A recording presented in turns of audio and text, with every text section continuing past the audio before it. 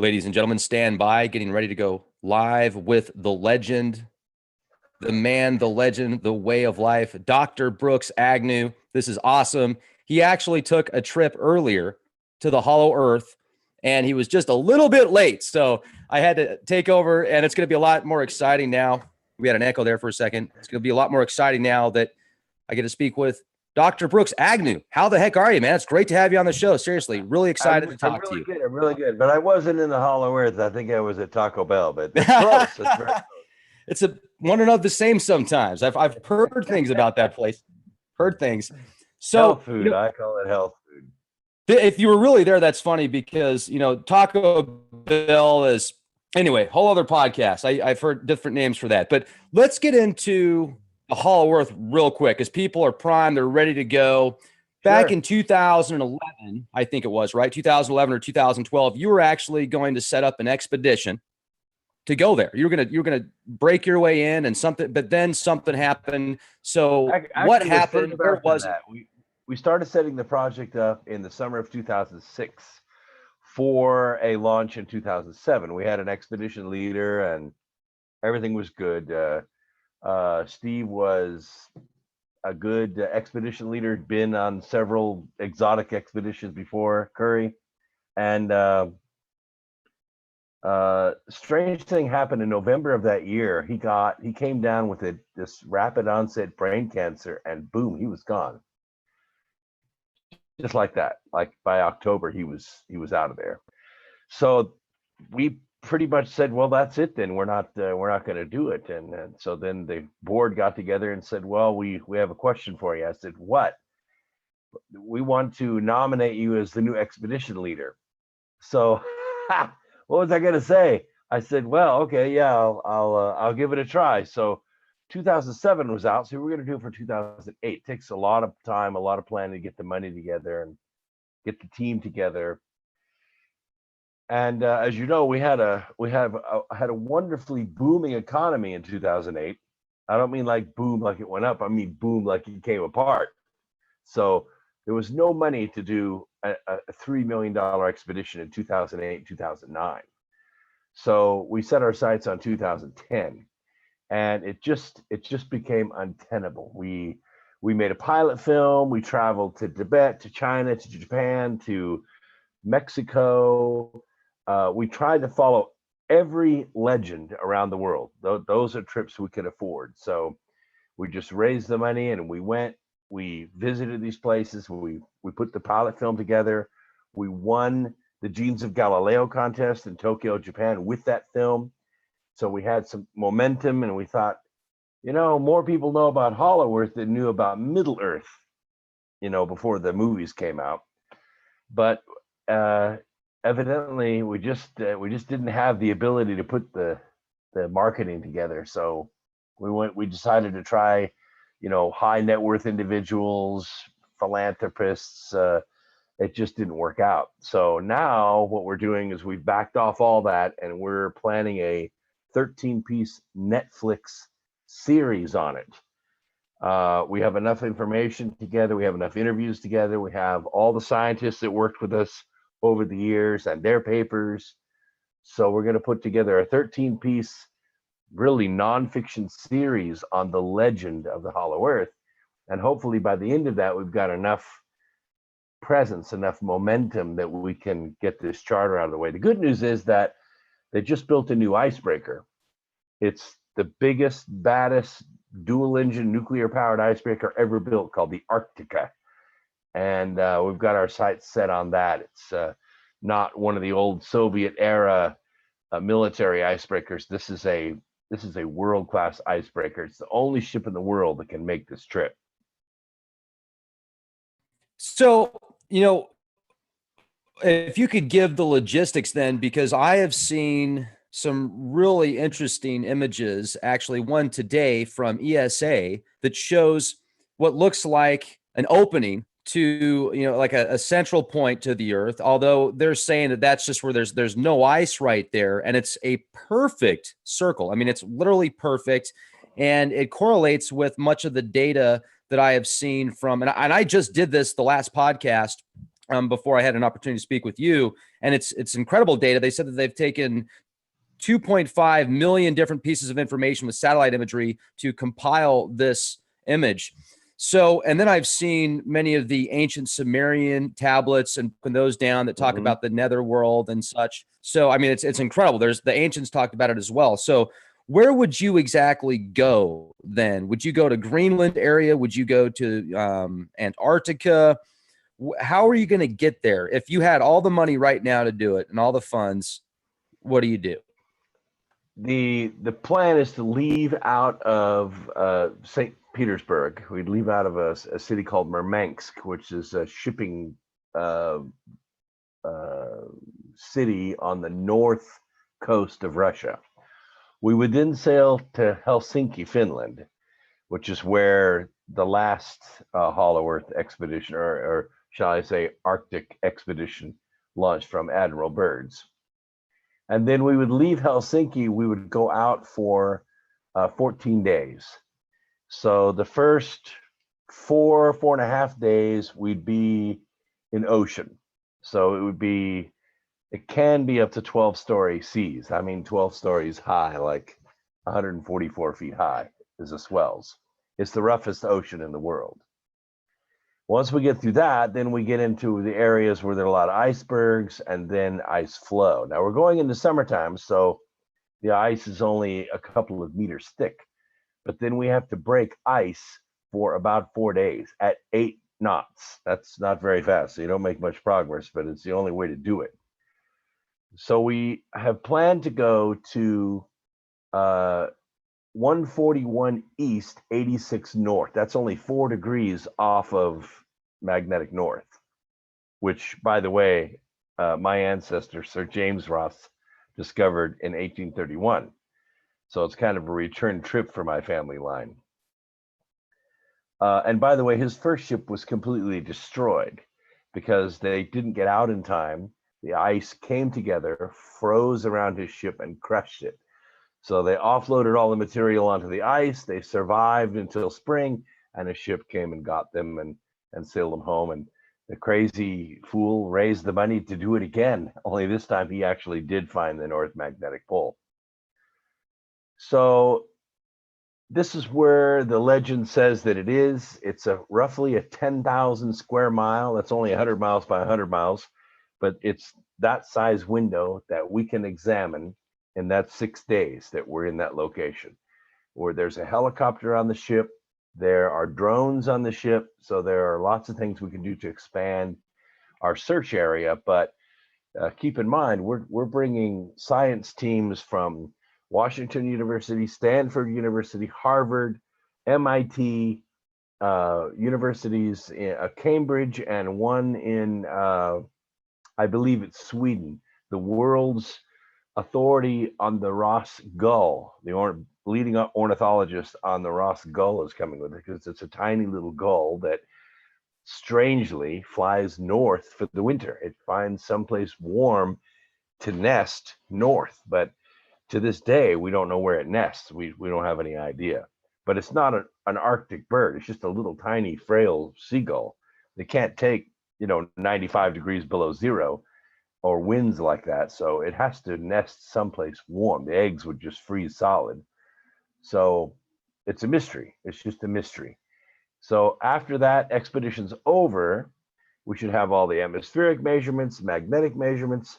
If there is an opening in the crust that is mixing the two oceans, one on the inside of the Earth, one on the outside of the Earth, then the salinity should be different. The microscopic sea life should be different.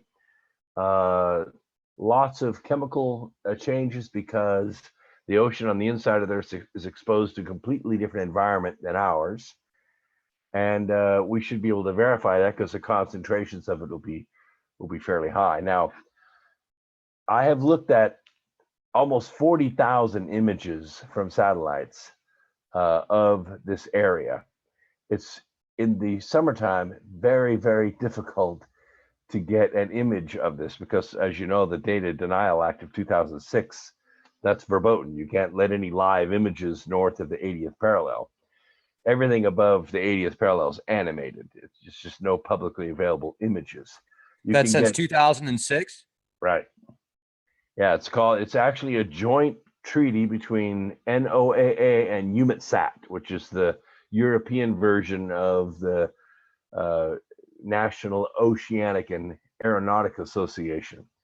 And because in times of conflict or war, they're not supposed to let any images out north of the 80th parallel.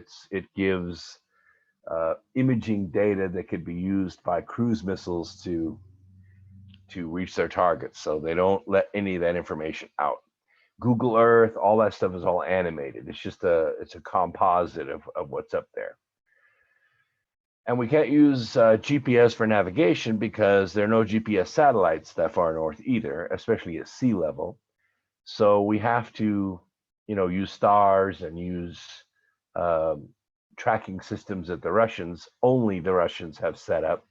This is Russian water. It's a Russian shipping line. It's Russian territory. So it's the only way it can be done.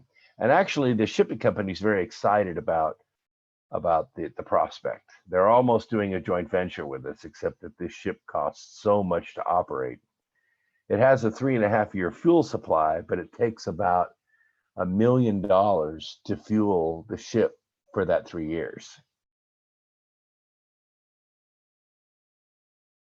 If you look at the reports that Byrd said even on air when he was on the radio, and some of that was documented, and then the magazine that documented that was pretty much bought out, and the actual physical magazines, I've got a PDF of the magazine, but how accurate is that, do you think, with Byrd and what he talked about and the information? That's a good question, because accuracy and precision are two different things.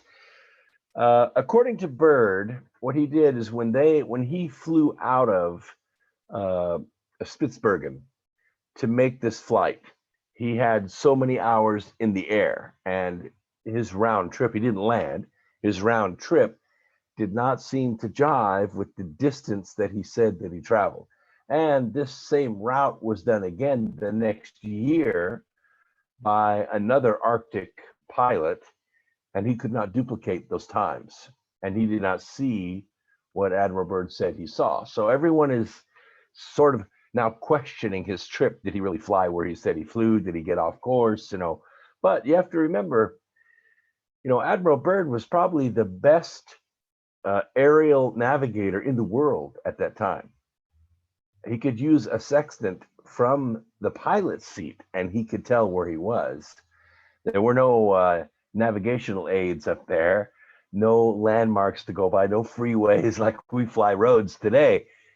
He was, completely in the frontier with, a plane that they had to disassemble to get on the ship. And they actually had to buy the ship to get up there because no one really wanted to lease them a ship. So they actually bought the ship. I think it's called the Chantilly. But they took the plane apart, sailed up there, offloaded the plane onto the beach, which was no easy task. They had to build like a floating bridge, and they only had maybe a 6 or 8 hour window to get this plane off the boat and onto the ground so they could start putting it together.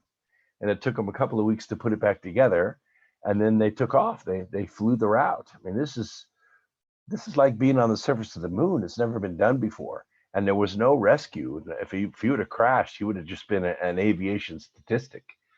But he's quite the hero to make this trip. And keep in mind that they flew at an average altitude of 2,500 feet. The lowest we could get a pilot to fly us, if we wanted to fly over this area, 17,000 feet. Nobody wants to fly that low. It's called scud running, and you can get into whiteout conditions, and magnetics do strange things around the North Pole. You could crash and never be found. So, wow, man, that's intense. So you're kind of still up in the air with what Byrd said. Maybe do you think he was making it up? I mean, do you think it was theatrics possibly? No, I mean, is I it don't like think so, a because, psyop campaign in your mind? In science, and a lot of people escape this, but in science, a fact is actually a direct observation. Where a fact is validated is when that fact can be witnessed by either an independent piece of equipment or other peer reviewers, neither of which could be done in this case. So, do you say, well, Admiral Byrd has, the credibility, we believe him? Yes, you could say that. And a lot of people do, but I'm a scientist, so I have to go by either peer-reviewed stuff or independent equipment that verifies that that is exactly what happened, and we don't have either one. So when it comes to putting this together, and I have some 10,000 different pieces of information that we put together from all over the world, I have personal testimony in one hand, and I have actual factual evidence in the other one. I use them both. I don't throw out even the channelers and all the people that believe in Hollow Earth. I don't throw those out either, because to me, those are direct observations. They're just, again, not measurable, and they're not validatable. But we still take all that into consideration when we're putting this trip together, because I will tell you, I've worked on a lot of projects in my decades on the Earth, and I've never run across one that has this kind of passion behind it. I mean, it's one thing to be excited about going to the moon or excited about climbing Mount Everest, which has been done, I don't know how many gazillions of times on TV. But people are really passionate about the Hollow Earth. They feel an amazing, almost supernatural connection with the Earth through this project. And we're trying to honor that as much as we can. How many more places do you think there are that might lead to the Hollow Earth? Because I know you brought up Mexico and other places. I mean, so does that mean in your eyes, all over the world, there's certain points? I don't think so. And I'll tell you why, because recently, spectrographic data, this was an experiment that was done, I want to say 4 years ago, it was first done. A spectrographic measurement on the frequencies that are being emitted by the core of the Earth. And they spectrographically seem to be along the line of what we call crystallized iron. But in order for iron to exist in a crystalline structure, it has to be at a certain pressure and a certain temperature. So what the lab did is they tried to duplicate those conditions to create that same frequency in the lab. The first time around, they got close, but they only reached about 5,000 degrees C. And the iron does not resonate at that frequency at that temperature. So it kind of threw the whole experiment into a zone we call it's not sustainable. So about a year and a half ago, they put together another experiment, 2 women actually, and they created what's called a diamond anvil. And they were actually able to achieve the pressures and the temperatures, and they got 6,000 degrees C, and the temperature was spot on. So now we're almost 100% sure, I think the confidence interval is above 95%, that the core of the Earth is one crystal made of iron. And it is at a temperature of about 6,000 degrees, which means it is putting off a white light. Now, it's not a light like our sun puts off. That's from a fusion reaction.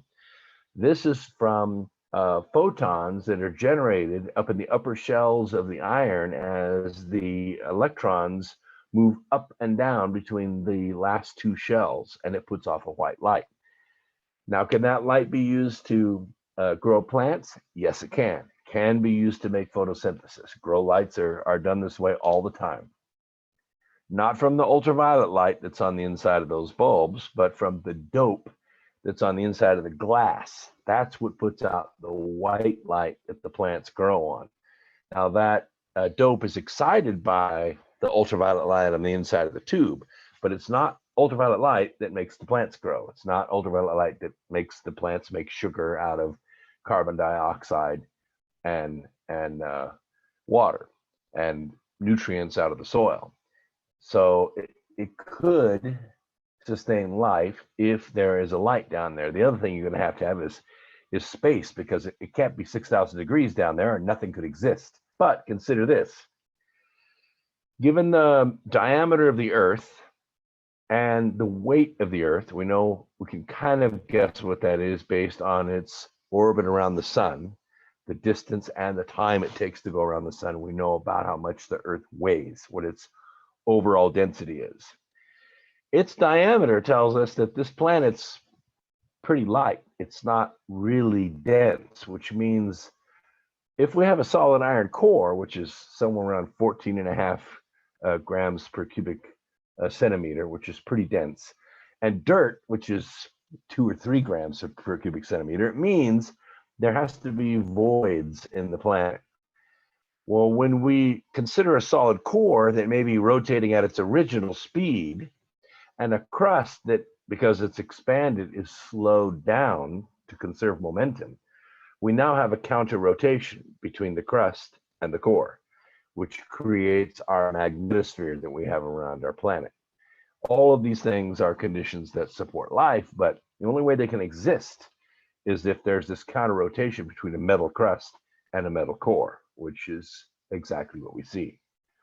We also know from Dr. Y sessions at Washington University and his grad students, after going through 600,000 plus, maybe it's now over 1 million seismograms, that there's an ocean on the inside of the planet at least as big as the Atlantic Ocean, because they can detect the waves of the water crashing on a shore on the inside of the planet. Now, all this is really good scientific information, and they're all independent scientists, geology and cosmology and planetary core geology. They don't speak to one another, but we do. We stitch it all together, and it begins to tell a story of a planet that has a hollow area inside of it. So this is what we're going after. It's not a legend with us. This is pure hard science. We have a hypothesis, and we're going to prove it or disprove it one way or the other. Fascinating. And do you think that there are actually beings, very intelligent beings, in the different catacombs of the Earth? That's a good question. I can tell you that there are extremophiles on our planet. These are creatures that exist in extreme areas of our planet, inside of volcanoes, inside of fuel tanks on aircraft. I mean, they exist in some pretty crazy places. So I can tell you that if there is space there, there absolutely will be life there. But this is, we're talking about extremophiles. We are not extremophiles. We have to live our lives about 85% of the time in shelter. We're not made to be outside all the time. That's just not the way human beings are made. We didn't evolve here. We're from someplace else. This Earth would kill off everybody on this planet if we did not know how to make shelter. So advanced beings know how to make shelter. You ask the question sometimes to people, do you believe in UFOs? And you'll get a variety of answers. Some people will say, yeah, but don't tell anybody, because I don't want to be called a nut. But now, 70-80% of the people are pretty okay, not just from movies, but pretty okay with there being other forms of life on this planet. But we all know that they're as present as they want to be, right? If they wanted to be more present, they could be, but they don't want to be. So they're just as present as they want to be. The question that comes to mind when we sit around pontificating on this with cigars and scotch is, where do they go? They don't stay up in the air all the time. Where's home? Where's the base? Where's the camp? Well, it's not on the White House lawn. Not that there's any intelligent life there, but it's not in the deserts. It's not anywhere that we can fly over or that satellites go over. The only place left is on the bottom of the sea, which we know very little about. I mean, the shipping lanes, yes, but the rest of the ocean we don't. Or on the inside of the crust. It's the only place they could be. It's the only place left. So when you ask me the question, are there civilizations there? Are there intelligent beings there? I mean, part of me wants to answer like a little boy and say, yeah, I really believe they are. The legend says that they are there. But the scientist in me says, in order for that to be, they're going to have some elaborate shelters. And then you have to ask the question, why? When it's so, we could go out in the wilderness with nothing but a campfire and a thin little nylon tent, and we can survive. Why build such an elaborate shelter to stay away from the rest of the beings on this planet? And there are a lot of good answers to that, but they're all sociological, not really provable. I think that maybe if there are other races on this planet and they don't look like us, or they don't survive in the environment like us, that maybe they can't live beside us. Maybe we wouldn't let them live beside us. So they choose someplace else to be. And how deep do you think you'd have to actually go to penetrate into the first layer? That's a good question.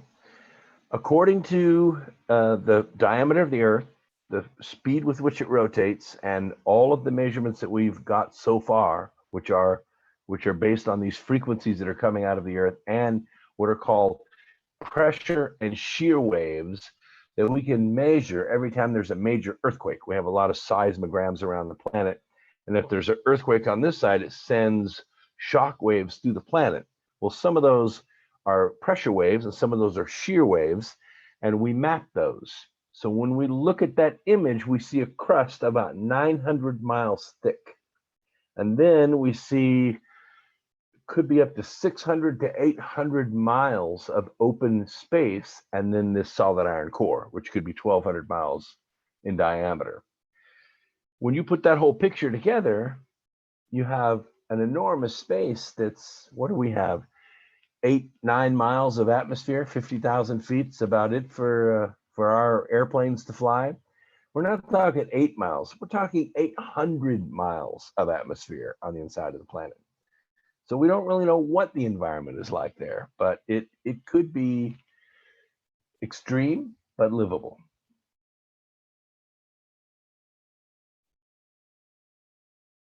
I see the wheels turning. Yeah. Hello.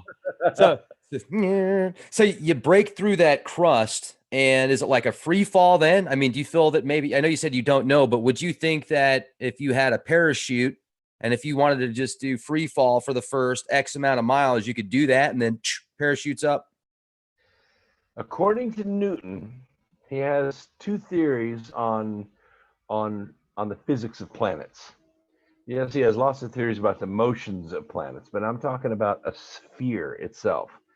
One is called his thin shell physics. And this is where when you step on the inside of the sphere, the gravities from all over the inside of the sphere cancel each other out, and you are zero gravity. And then he has an extrapolation from that called thick shell physics. And all that really is a stack of an asymptotic stack of thin shell physics over and over and over and over and over again, because we don't really know. The deepest hole we've ever drilled on the Earth is only 8,000 feet. I'm sorry, 8 miles. That's as deep as we've gotten, right around 40,000 feet.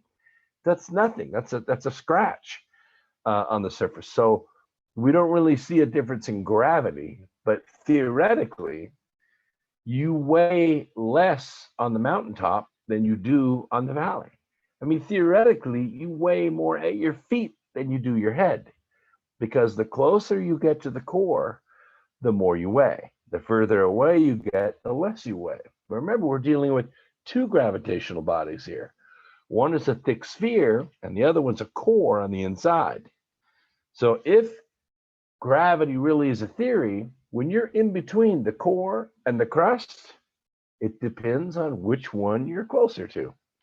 If you're closer to the crust, you're going to be able to stand up on the inside of the crust with your head toward the core, because the core is 800 miles away.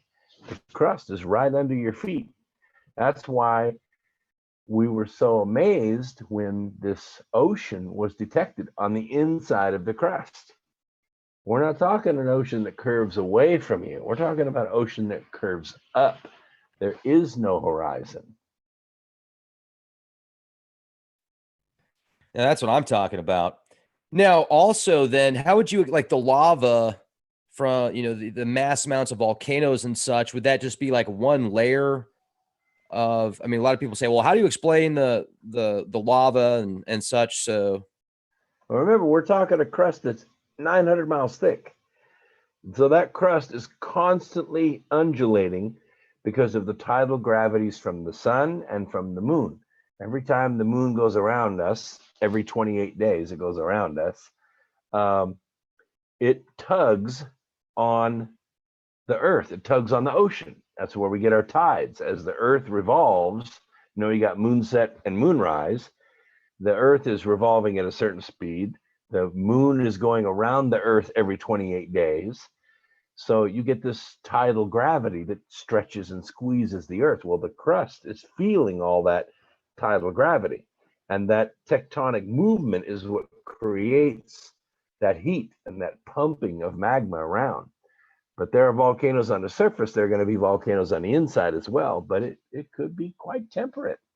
I mean, it's absolute zero, 200 miles from here, straight up, absolute zero. And yet we can walk around in short sleeve shirts and wearing almost nothing here on the surface, a mere, 8 miles underneath the atmosphere, because we're insulated from that super cold.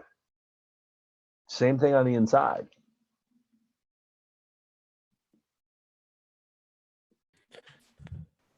that's incredible. Now also with an expedition like you were talking about, if we could go back to that, would you need like $5 million, $10 million? I mean, what kind of money would it take to actually put that together and make it a reality? Because, like you said, so many people want to do it. I'm sure there's somebody out listening to this podcast right now that has the funds. Come on, where are you Well, at? here's the deal. I'm all about project management. I do projects way bigger than $3 million every single year. This project to get the ship and to get the 100 scientists from where they're located to the ship and back is just under $3 million. That's to get the film crew there, get all the scientists there with all their equipment. It takes 8 to 9 months to make all that happen because all this equipment has to be approved by the Russian government. Everything has to go through customs. It is not easy to do, but it's doable. Once we're out there, once the film is running, and we're talking about collecting between 3,000 and 3,500 hours of film in that 15 days. Once we get back, we have all this digital film, all this photography, all this data, all these interviews that go on 24 hours a day because the sun never sets up there, right? We have 8 film crews running almost 24 hours a day, top side and bottom side, doing interviews, watching experiments underwater, all this stuff. All those hours are compiled together to make an enormous data set. Then comes what's called post-production. So I don't think it could all be done into one feature film. I don't think there's a payback there. I don't think you could do it in 108, 120 minutes. I think you have to do it over 13, maybe even 20-piece series, like for Discovery, History, Nat Geo. Actually, we're talking about doing it for Netflix. Netflix has got a whole new way to bring first cut movies to the public. It's not going to be just reruns anymore. It's not going to be old TV shows anymore. It's going to be brand new stuff, and no one's ever seen this stuff before because it's all filmed and produced digitally. There's no recording. There's no CGI. It's all done live, and it's really going to revolutionize everything because you won't have to go to a theater to watch it. You can watch it on your phone. You can watch it on your iPad or your laptop or your computer, which means lots more people can access it, and it will spread like crazy. It could be done in a multiple of languages. All this is done by computer. It's really amazing. The producers that we're working with are the ones that develop the original digital software to make this happen. And it was kind of funny because the movie that was shot this way never got produced. It actually got put under a gag order. But the process by which they made the movie was not under the gag order. So the producers of this film technology are now talking with Netflix, who is talking with us, and this is really going to be amazing. But we think that, post-production costs, if we don't make a dime off it, are going to run between $5 and $6 million. So we're talking about $9 million, but we're also talking about $40 to $50 million of advertising revenue, and that comes back in from all the networks that will run it. So it's a good payback. It's really not any more expensive than a B+ horror flick would be. That's pretty cool. And you could just do it live the entire time. Why not? As long as you have an internet connection. There's no internet connections. We have to connections in the Hollow Earth, Brooks. Can you get 5G out there? But what we could do, we could package it. We can put it into packets, and we have receivers in Sweden, and we have receivers in Canada. And what we can do is we can bounce them when the satellite comes around. We can bounce them off and download them in packets, and then people can watch them live, but delayed a little bit because that satellite goes over every 2 hours. Now the interesting thing about this is like Kardashians on steroids, because this is all reality. These scientists have never faced 12-story seas before. They've never faced a land that has no sunset. There's no sunset for 15 days. The sun is up. And they basically have 6 or 7 days to run all their experiments. So they're going to be sleeping in shifts. They're going to be under a whole new set of stress and deadlines and working conditions and living conditions, and the interaction between all of these scientists from around the world. Nothing like it has ever happened before. And I'm sure that it's not going to be boring at all. Also, somebody asked the question, could you elaborate on the remote viewers and the intel that's coming through that end? Sure. We have lots of them. Of course, we've been to Shasta several times. We've met with those people, Michael Sunbear and Robbins, and we've also talked with others in Tibet.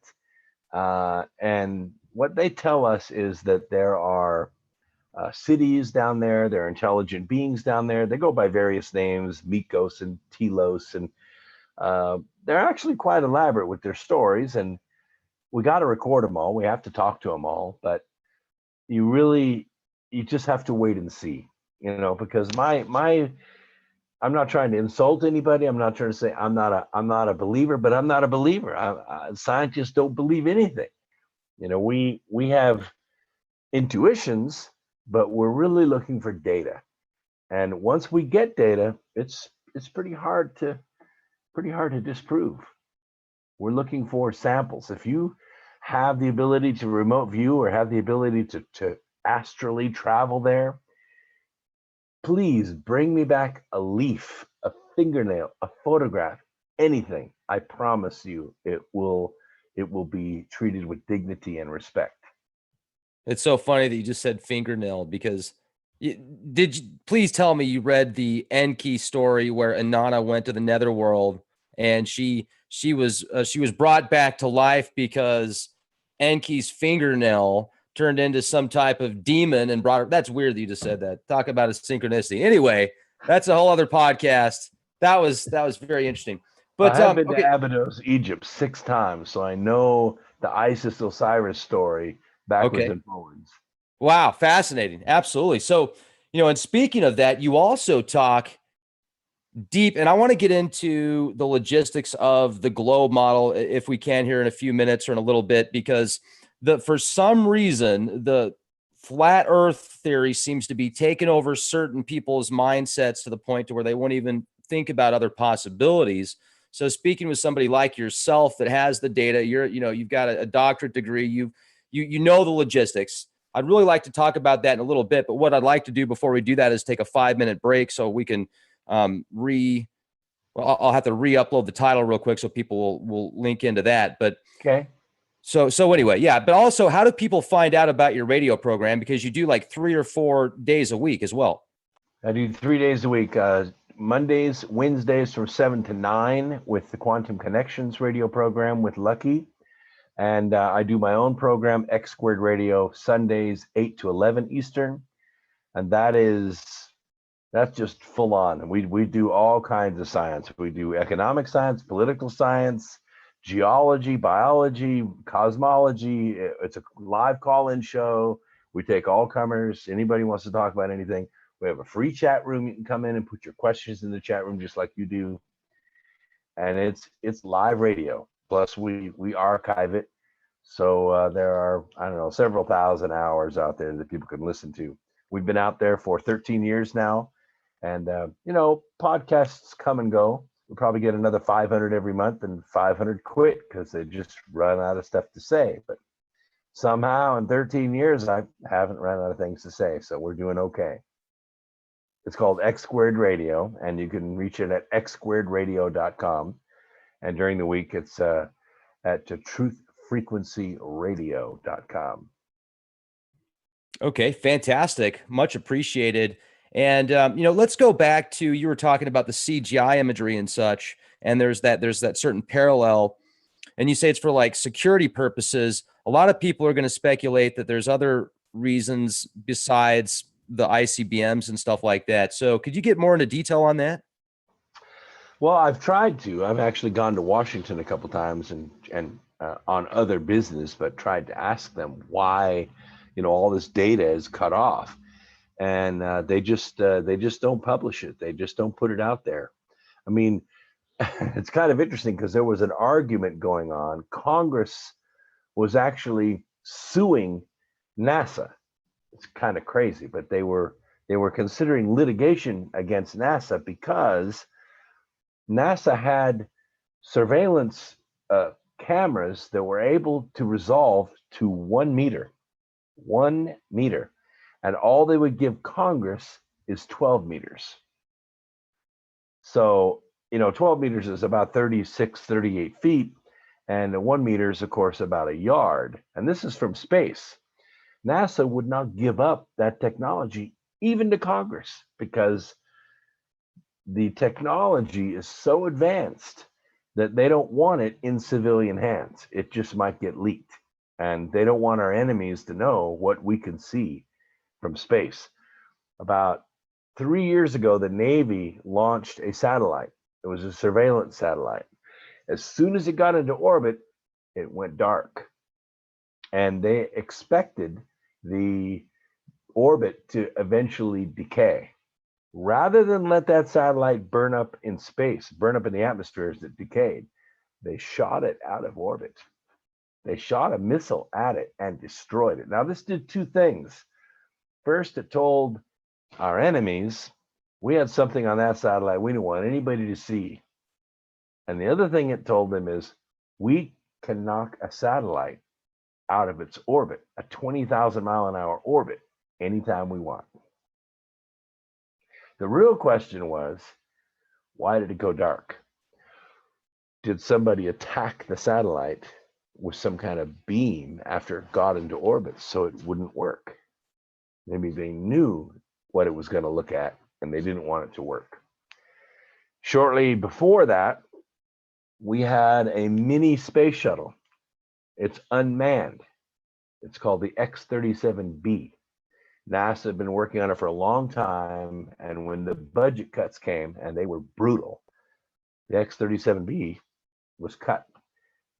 The Air Force stepped in rapidly, moved it into their what's called their rapid deployment program, spent we don't know how much money because it's off budget, finished it, and there's one in orbit all the time around Earth now.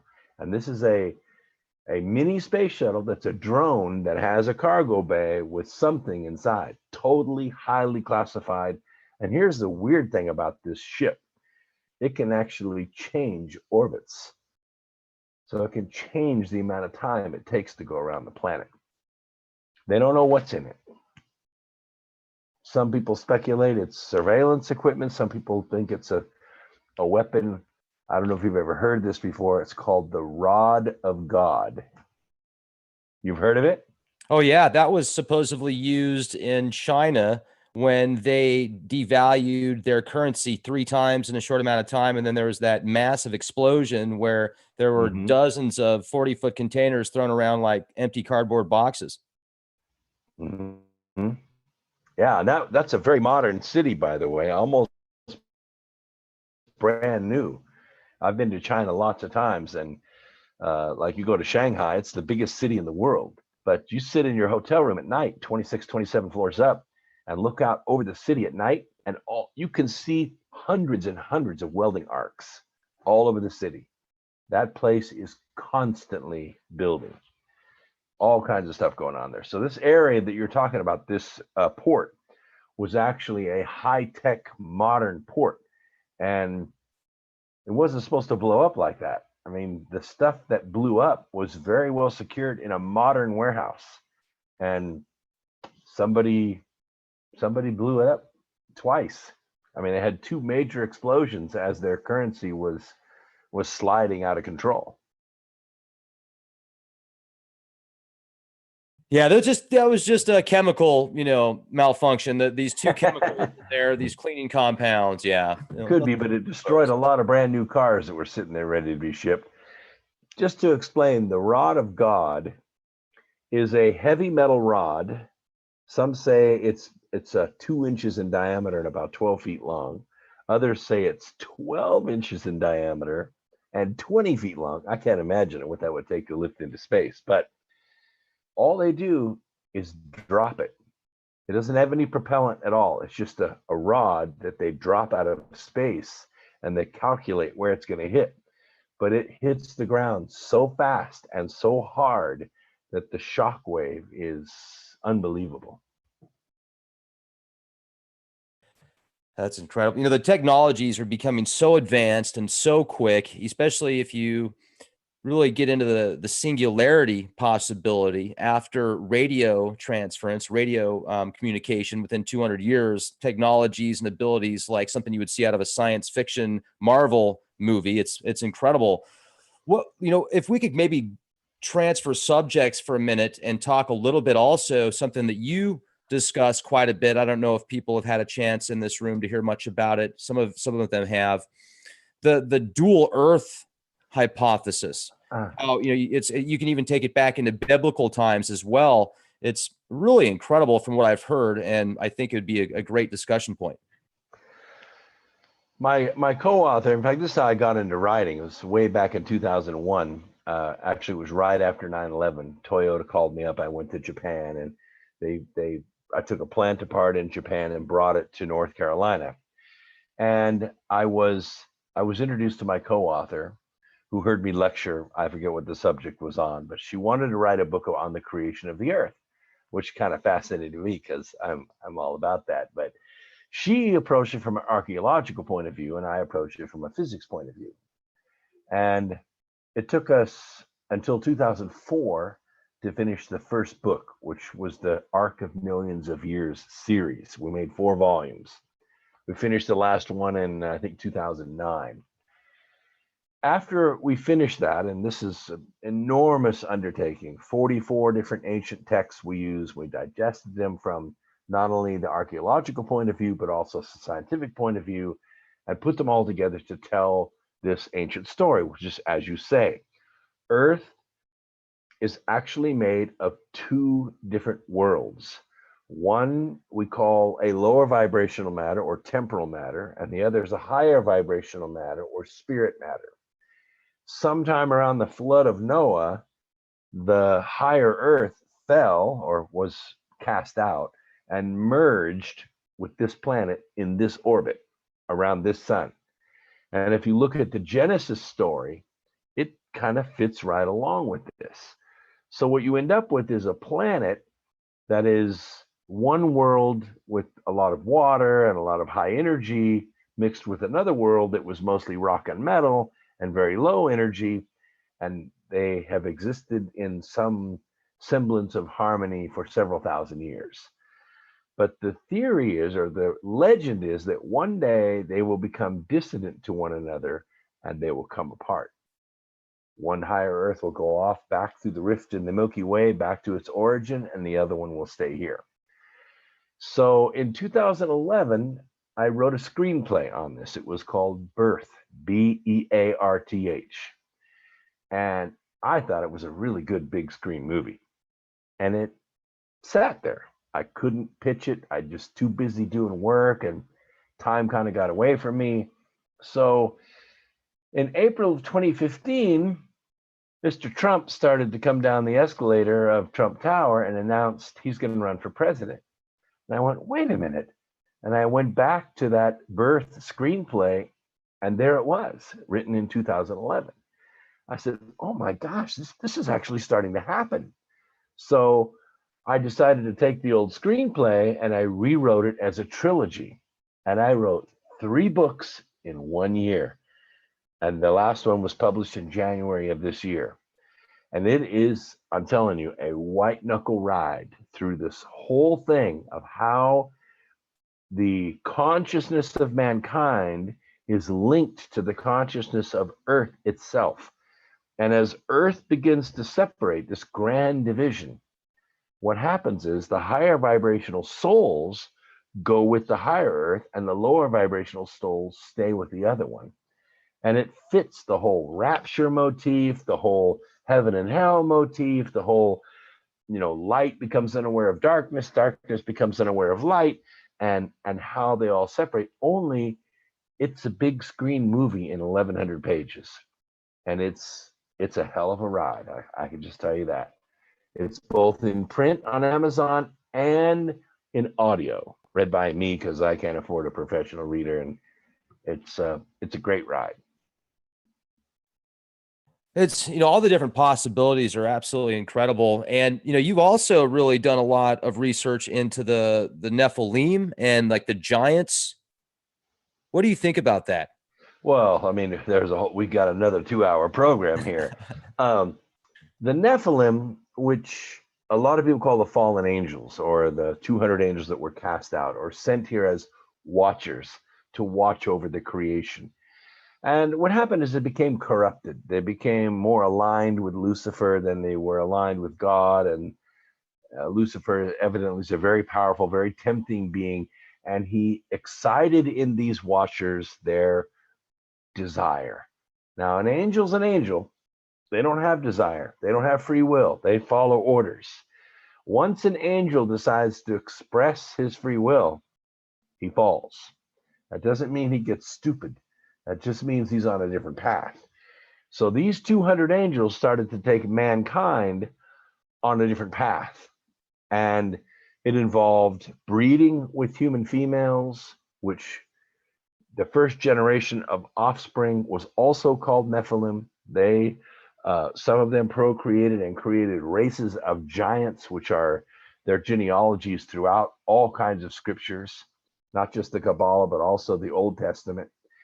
And of course, these beings live very long ages and they have extremely elevated abilities, but they don't breed like rabbits, like humans. And so over the millennia, we went to war with these Nephilim and their giants and their offspring.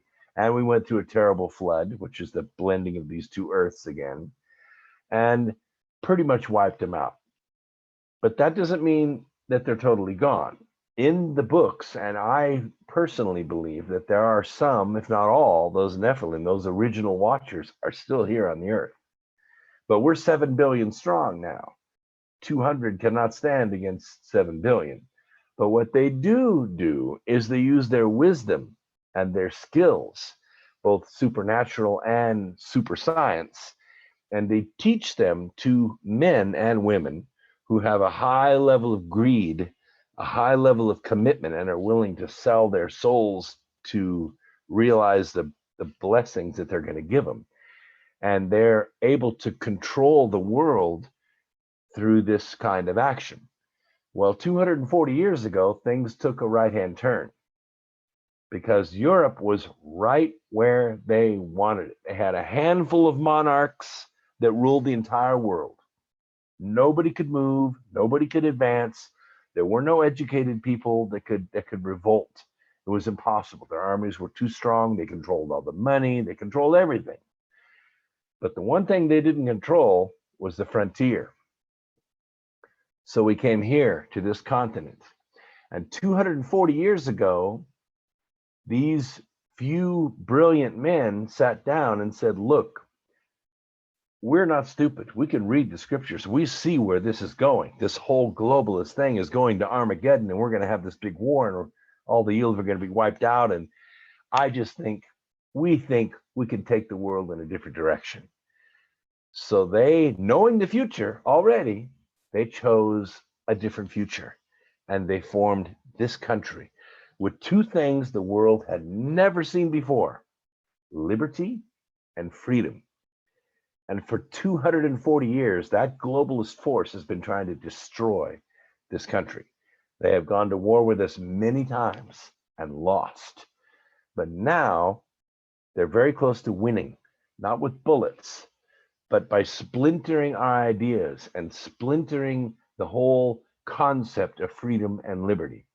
It's sort of like when Loki, comes to Earth, he tells everybody to kneel before him because people need to be ruled. They need to be governed over, except one man doesn't kneel.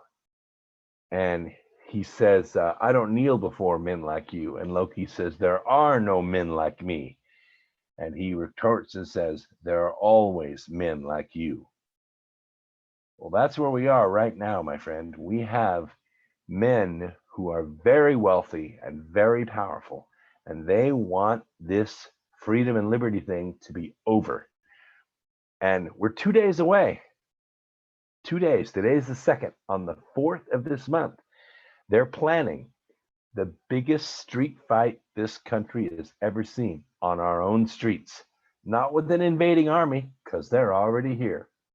Their ideas are already here. Their marshals are already here. Their plans are already here. Their signs are already printed. They're ready to go. The real question is, are we ready? So this grand division, like was originally mapped out in the scriptures that I try to bring out in my books, is happening right before our eyes as we speak. Let's get into that, because I certainly see this transhuman movement right now where everything is being taken away from source. And I also see the possibility that in order for us to be effective and not obsolete, if we want to compete with these machines and these androids and these creations that are literally forming right in front of us, we might have to merge with some type of machine, and whether or not, it's a really deep subject. It's extremely deep. And I wonder how close we are to them dropping the gauntlet, because the U.S. is, as many problems as we still have so many amazing opportunities. I mean, it's still one of the greatest nations to be in, and there's things that makes us unique. And I feel that people that are unique in the States are one of the opportunities that keeps the world kind of balanced. As unique as we are, there's so many countries like China that have this mindset, this unity mindset, this Borg type mindset. And I'm not knocking them, because that's the way that they're raised, and they're very good people in China. But the actual government and this communist manifesto doing away with individualism and making everything kind of this blanket application, I feel that is the Borg, and that is this system that will eventually take over people's rights, and they're not going to care anymore. So like you said, there's these people out there, let's look at the intelligence level of most people now, especially those out there that suck down the genetically modified E. coli feces and that inject themselves on a yearly basis with thimerosal and squalene and adjuvants and aborted baby cells and stuff. And, there's so much going on out there where people are being poisoned and dumbed down. Are we at a point now where enough people are waking up? It's that 100th monkey syndrome, where it's 100 awake monkeys now. I mean, are we there? It seems like people are starting to snap out of it really quick. It has been a process of awakening, I think, that started, I want to say 2005, 2006. Maybe a little bit before that, some remnants from awake people from the 70s and 80s. But I mean, really, the internet has changed the neural network of mankind. It really became available to everybody in a navigable way. in 96, 97.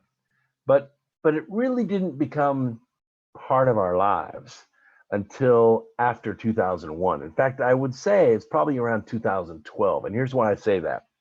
Because in 2001, we had cell phones and we had, basic browsers. We had a Vista. We didn't even have Yahoo back then. We didn't have Google. We didn't know who Google was. But we really didn't know how to access this whole library. We weren't communicating like this back then. But in 2012, something amazing happened. We changed from cell phones to smartphones. And because there were no controls over it, free enterprise was running at its maximum rate. And technology is doubling every 18 months, it's doubling. And what happened was Twitter and Facebook, and in those days it was MySpace and other things, helped us start to connect our neural channels together across the whole world. And this is when this awakening really started to take off. I got on the air in 2005, but I didn't have very many listeners. It wasn't until 2011, 2012, it really started to take off because more people started listening using their devices. The old way of controlling the world through polls and networks and news at 11, that all went away. We became a kind of 24-hour day, 7-day a week, 9-second attention span people. And things began to accelerate, but so did the awakening. The awakening spread and sovereignty became more and more commonplace. I'm telling you, I've been places you would never believe, like Hattiesburg, Mississippi, or Del Rio, Texas, or places you wouldn't think awake beings would be there. No, they're there, a whole bunch of them. And they're really not affected by this whole globalist thing. They know who they are, and they remember things from way before this world, and they're beginning to awaken those skills as well. I can tell you right now, those people are not controllable. They're not going to be governed by any global force. Globalists believe that private property should be done away with, that public cannot be trusted with money or the ability to spend money anonymously. They want to do away with cash because cash is the currency of crime. They want everything to be electronic so they can, what really makes them mad? When you go buy a jug of Florida orange juice and pay cash. They hate that. Not because you got the orange juice, but because they didn't know you got the orange juice. They don't know your age. They don't know what your credit situation is. They don't know what your educational level is. They don't know where you live.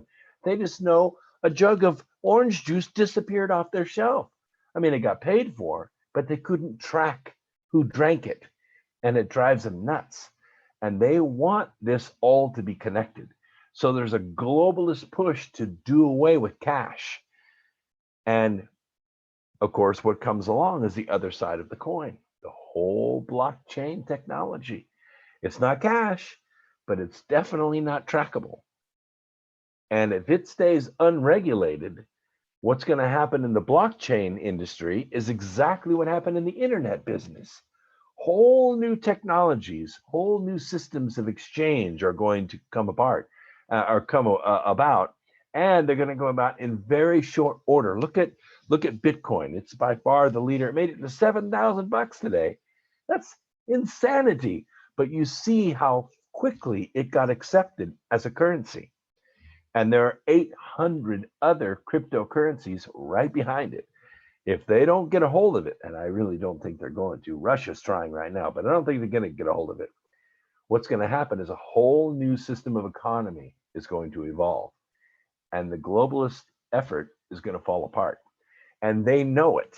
And that's why I think if they're going to make their move, they got to make it right now.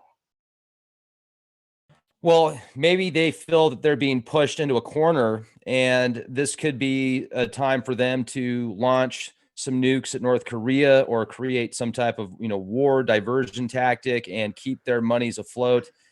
Do you see us going to war? Well, here's what I see about that. about 18 months ago, North Korean hackers, and they're very, very smart and very, very good, they hacked into South Korea's database. I can't remember the exact number. I'll say it's 300 terabytes. They managed to get about 85% of that information before they were cut off. But guess what they discovered in that 85%?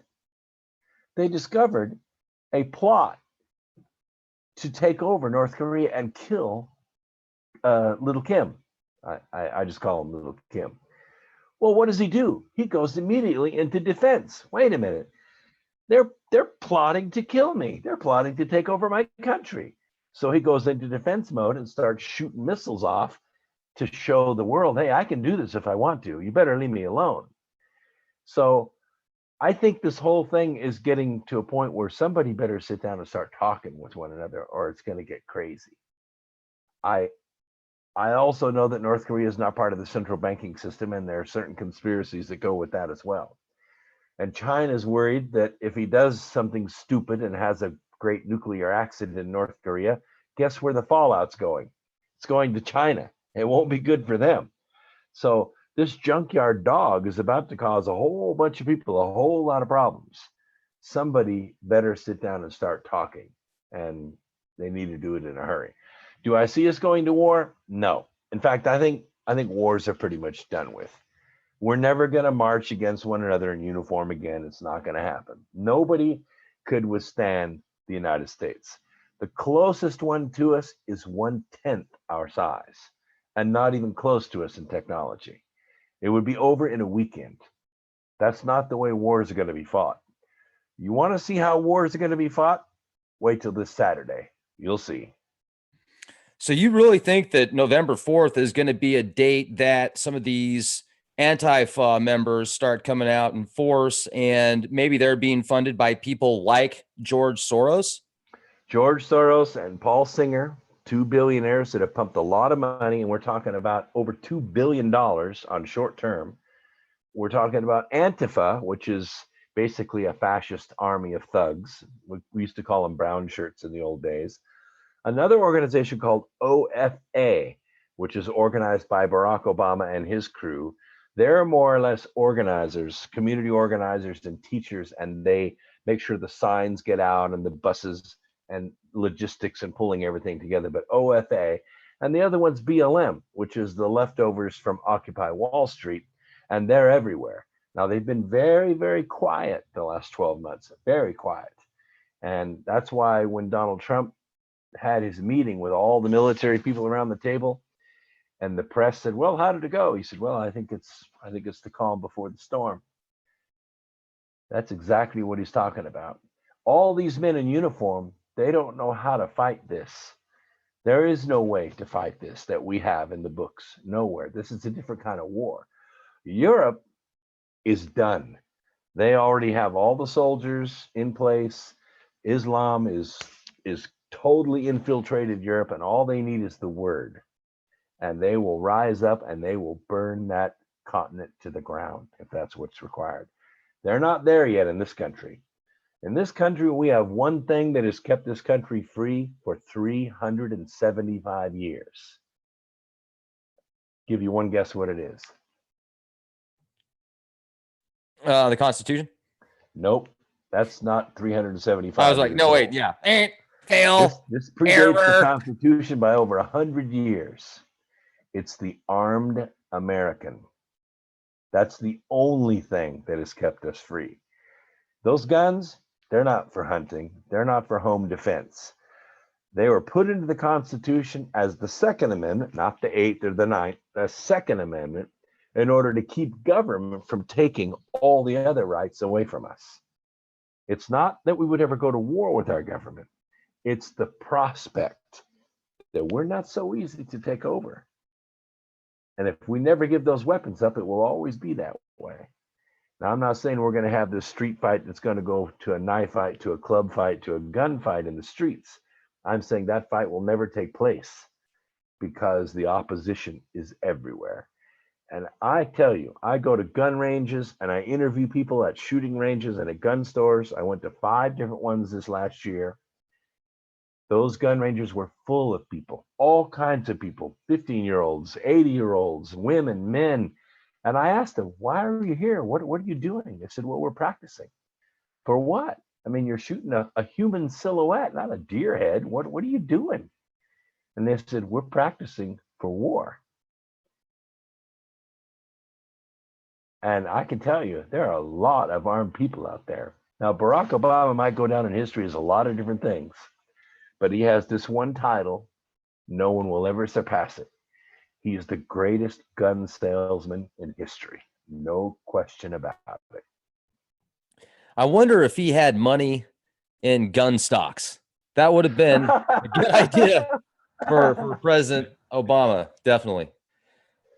Well, I mean, this is fascinating to discuss, so let's say that for some reason the powers that be figure out a way to take away people's right to bear arms. Would that be the precursor to the whole system becoming a one world type system or faction where everybody has to just, lick the boots of their Borg masters? Otherwise, that's it. You're going to be reindoctrinated, Revelation style. Well, I would say it wouldn't be the precursor. It would be well down the road, because in order for that to happen in this country, it's pretty much impossible. Every gun that military has, the public also has. I mean, there are people out there with everything that the government has, we have, except for jets and helicopters. But the way our Constitution is written, you cannot take federal troops and deploy them on American soil, except under one condition. You know what that condition is in the Constitution? It's called an insurrection. And there's very specific language in the Constitution. A governor of a state has to call the federal government and say, we're having an insurrection. I cannot handle it with my police. I need federal assistance. That's an insurrection. That is when federal troops can be deployed on American soil constitutionally.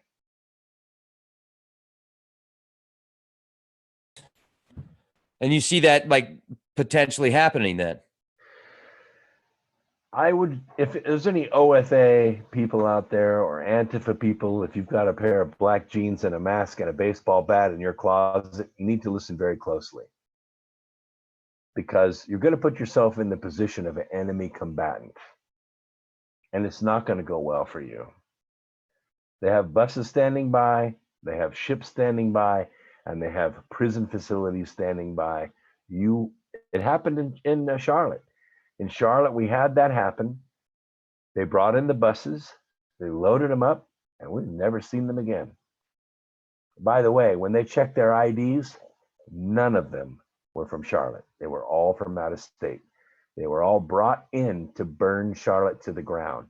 It lasted about 3 hours, and I watched it. I was there.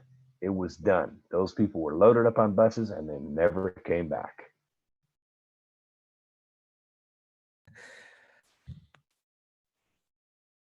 Wow. I'm kind of speechless here for a minute, because you don't hear much about that in the media. I mean, the media doesn't talk about that. They make them look like, oh, that's going to be the new revolution, ladies and gentlemen. I mean, Antifa is going to be the new normal. And, if you have any older values, or if you're, no, Antifa, that's the wave of the future. And the media is really pushing them as the good guys almost. It's bizarre. Oh, and let me throw in this real quick too. Isn't it amazing how the media, these multi-billion-dollar conglomerates, I mean, there's 6 corporations that control over 90% of the media. That's right. They push other presidents, other dictators and leaders as mighty and amazing and just wonderful and how great they are. And they are just doing their very best to bring down President Trump. And I'm not even on the Trump train, but I see what they're doing to him, and it's disgusting. I mean, all the way to the late night TV shows, the news articles, the way that they write the articles out, and this witch hunt with Russia right now. I see the possibility of them doing something, whether they make it up or not, as finding a way to impeach President Trump by this Russia connection that he supposedly has with them, which I don't buy. What's your thought on that? Well, Trump has never been under investigation, but the way the story goes, The Democratic National Committee, which was being run by the Clintons since March of 2015, and that's by Donna Brazil's own confession today in the news. What they did is they commissioned the creation of a 30-page tabloid story. They call it a dossier, but it's not really a dossier. It's just a National Enquirer story. Then what they did is they pushed their appointees, the holdovers, to force this into a special counsel. First of all, Comey was fired over it. And then they forced it into a special counsel, which is where we are right now, Robert Mueller. Now, they've been trying to pass a law for about the last 45 days, limiting the scope of his investigation to March of 2015. It hasn't gone through yet. The Democrats don't want that because they want Trump out of business. But it's eventually going to go through. And if you look at the full-page ad that was run in the New York Times announcing this call to arms, and I posted it on my Twitter today and I circled it, where they're going to take to the streets and they're not going to give up until this government is overthrown. They call it removed from office. Well, that doesn't happen that way. That's not the way to remove presidents. But the publication of that in the New York Times is a call to action. It is a revolutionary, it's insurrection. It's a statement of insurrection. So if Antifa or these people with masks go to the streets, I can tell you what most mayors are going to do. Most mayors are going to pass a immediate restriction that you cannot appear on a public street with your identity obscured by a mask. If you show up on the street, it's going to be a misdemeanor and you're going to be arrested. By the way, you should also take note, you Antifa listeners out there, if you have a stick in your hand, I don't care if you have a flag tied around it or not, and you swing it at somebody, that's called felony assault. That's a class 2 felony, and it carries 10 years in prison. So if you're 24, think about it. When you get out, you're going to be 34, and you're not going to be able to get a job or ever vote again because you're going to be a convicted felon. And it's all going to be on film. So think about it. Also, I see some of these protests where you will see a very expensive camera and what looks like a professional cameraman running behind somebody with, all the black camo gear on, waiting for them to bust something while they're recording them, breaking out windows. And then they go, and then the protesters come out after that, and then the cops show up. So it's like sometimes it seems as if maybe the police stand down to let those events happen. You've seen that stuff before. Yeah, well, look what happened in Charlottesville, just not far from where I live. Obviously, some people that had a different point of view, but got a permit to say it, went to a park to make that statement. What the mayor said is, this isn't going to do. We're not going to let them stay in the park and make this protest. We're going to push them out of the park. So they called the state police in Virginia, and they forced these protesters out of the park and into the streets, which is where Antifa was waiting for them. And they forced these two groups together, and then the police backed off. So it was just a street brawl. Now, how I know this is because there were a lot of cameras that were watching a certain man whose name was Jeffrey Fields, who's driving around. He's a 20-year-old kid driving around in his dream car, which is a Dodge Challenger. It's a very nice, very expensive car. He's got pictures of it on his Facebook. He's very proud of this car. He's driving around alone, just going up and down the streets, not being involved in anything. But every street he went down, there are people in black uniforms beating on people that are not in black uniforms. So he decides to make a left-hand turn, go down to where some traffic is, and they descend on his car and they beat the taillights out of his car. I've got the film of it myself. I watched it. Well, he panicked and jammed on the gas and rammed the car in front of him. Still nobody injured. Nobody's hurt. They descend on his car. They broke the side glass out. They broke the mirrors off. They broke the back glass out. One woman jumped up on his car. I have a photograph of her on his car with her hands right on his windshield looking at him. This boy thinks I'm going to die right here. They're beating my car to pieces. Glass is flying all over the place. He puts it in reverse and he backs up. Still, nobody killed. Nobody is seriously injured. He escapes with his life. That girl is put on a gurney with a neck brace on, and she goes to the hospital and dies of 2 heart attacks. What does the news media do? They immediately said he's a white supremacist and he ran her over. There's no evidence of that, none at all. And the boy is going to be acquitted because of that. He was escaping with his life and his car was totaled, absolutely totaled. But that's the narrative that went through all the news media. And it's always going to be that way. You know, they've found a way to manipulate the country from within, because the majority of the funds that finance these 6 conglomerates in the media are from either offshore interests or factions within, you know, these shadow factions that actually work with these other I mean, it's absolutely incredible. But you once you realize it and you see the official narrative, it makes sense and it is what it is. So, you know, and maybe if we could also talk about, now let's jump topics again, because we've been going on now for about an hour and 20 minutes. And this is awesome. I mean, I really appreciate what you have to say, but I think it's important now to get into let's debunk the flat earth. Let's put this out of people's minds, because it's really taken over so many people's mindsets. What would you say to those? I'm serious. It's crazy, man. I mean, it's like it's taken over like a brush storm, and it's driving me crazy at the same time. So I know I don't believe the earth's flat. I don't believe the earth's flat, but a lot of people do. So let's talk about that. How would you debunk it? Well, the easiest way to do it is the event that just happened this last August. Of course, I'm working a contract down here in Easley, South Carolina, which is a great place to be because we were in totality of the eclipse. And I got to tell you, I've seen a lot of eclipses, partial eclipses in my life. This is the first totality I've been in. Nothing like it. It was totally amazing. I mean, even a sliver of light is nothing compared to the whole sun being blocked out. It was totally amazing. It was soul changing. I saw it too. Yeah. So somebody called me up that night and said, see, that's proof the earth was flat because the shadow was moving across the ground at 2,000 miles an hour from west to east. I said, really? I said, actually, this is the one event that disproves flat earth, because everyone knows that the sun moves from east to west.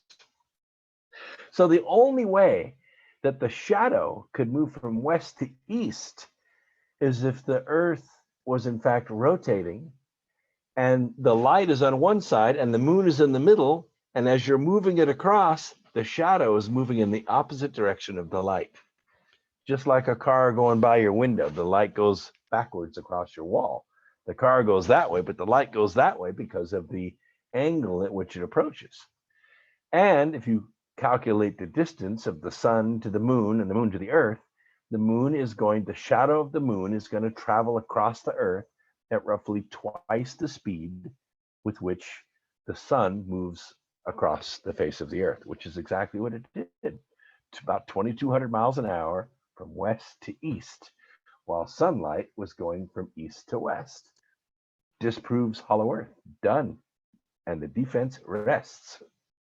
You mean flat earth? Yeah, hollow earth. I meant same thing. Not same thing. Flat earth doesn't exist. Defense rests. And let me jump in for a minute too, because I saw the total solar eclipse in Smith Ferry, Idaho, and it was, when it happened, it was cooler. Like when the sun was people say that no heat comes from the sun, and they say it's not hot at all. Okay, well, if you were in Smiths Ferry, Idaho during the total solar eclipse, you would have felt a physical difference of heat on your skin, and it was incredible. It was absolutely incredible. So, like with your analysis on the size of the earth and the globe model, with a possible multitude of, not necessarily full hollow, but like you said, layers of like catacombs, I guess more so Earth would be a better way to Mhm. put it? Or would you say hollow Earth would be a better Well, analogy? I think that the crust and the core are rotating at different speeds, so there has to be some kind of gap between the two. It can't be liquid. It's got to be a gap. So there is a gap between the crust and the core. Now, and you've probably talked to people or met people that have actually circumnavigated the globe, right? Because you need a lot of that information to do this trip that you want to get to a central Earth. Well, I've flown around it by air, but I know people, and I've read stories of people who've sailed around it, and not in the southern hemisphere next to the Antarctic, but going through the Panama Canal and going around that way, and then going around China and staying pretty much in the northern hemisphere. It takes about 35 days to sail around the world, and it's been done lots of times. Magellan did it too. You sail using the stars, and some people, these ships are of course using GPS, and most of the ships that travel the seaways use GPS now, but in those days they used the stars to navigate the Earth. Now the whole case rises and falls on the presence of Antarctica. They say Antarctica is actually in the middle and all the other land masses around it, and that's why the wind is the way that it is and the patterns and all of that. But it works just as well. And don't forget that we have a little rover that had a little tiny hand in putting on Mars, not the actual launch engine, but the technology that's on it. And it lasted for a lot longer than people thought it would. And when Opportunity was done running, they just tilted the camera back and looked up at the sky. And from time to time at night, it takes pictures of the sky and it catches the Earth from Mars. And you can see the Earth nice and round with the moon out there right beside it. They have to enhance it a little bit to get the light, bright enough to actually put it into a picture, but there it is. Little blue star of a planet sitting out there 43, 53 million miles away. That's what I'm talking about. Now, there's some questions from the audience that this person says, man, I have to scroll back because It's going quickly, isn't it? Yeah, we've got a huge chat room right now. There's a lot of people in the live chat. So, dang it, where'd it go? How do you vet your crew that you're putting together for this expedition? That's a really good question because we have had many thousands of applicants for 100 seats. These seats cost roughly $25,000 a piece. That's what they cost us. So to put somebody in that seat, we really want them to add value to the project. So we kind of divided it up into three groups. One is what we call discretionary. These are the organizers, they're historians, people that have a good clue as to what the legend is. Then we have filmmakers and producers, record keepers, people that collect all the digital data, file it all, catalog it all. There's a great amount of technology that goes with this because the last thing in the world you want to do is take all this wonderful digital information and then as soon as you hit the dock, it disappears into studios all over the world and you never see it again. You want to keep it all under the control of the expedition itself, so no government can steal it and nobody can alter it, and we just need to keep it under control. So there's about 33 of those folks, and then the rest are scientists and they're grad students that are willing to come on the expedition. And there are people that are taking magnetic measurements, atmospheric measurements, ocean measurements, people that are measuring ion density, sea chemistry, sea life. They're biologists, they're chemists, those people as well. So those are the three groups. There's only 100 spaces. We had about, last time I went through, we had about 3,800 applicants for those 100 spaces. So we decided very early on as a board that we were not going to be a tourist attraction. We weren't going to sell seats on it to rich people that just wanted to go and drink vodka and be at the Arctic, because no value added to that. We wanted people that could add credibility to this probably one and only voyage to this anomalous place that's never been seen before by sea level. You know, it's interesting because they spend so much money on traveling the stars and sending satellites in space. And Elon Musk is really putting a lot of money into being able to get to Mars a lot quicker than what we're currently able to do.